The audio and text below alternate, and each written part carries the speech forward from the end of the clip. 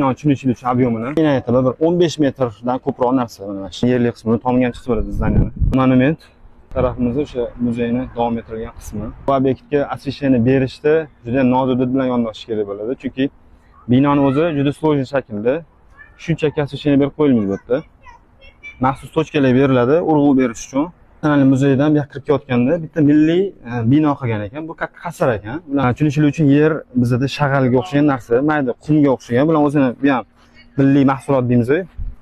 Qumga o'xshagan narsadan yoyib qo'ygan ekan. Bu sababi ulardan oldin bizda beton bo'lmagan, tosh bo'lmagan emas, ishlatilmagan. O'shaning uchun hovliga mana shu qum solingan ekan. Mana bu o'sha boyagi muzeyi davomi. Bu o'shaning bir qismi. Sizlarga taxminan aytaman, binoning o'zi bir 1 kilometrdan oshiq joyga joylashtirilgan. To есть bino yoyilib ketgan. Bu bino qanaqa yoyilib ketgan, ko'rasizlar? Uzun bo'lib yoyilib ketgan ekan. Elementlar sizlarga ya'ni ko'rinyapman inshaalloh. Bular arab harflari, arab alifbosidagi hamma harflarni mana shu territoriyaning ichiga yoyib chiqishgan ekan. Mana shu nima taxmin qilib ko'ringlar.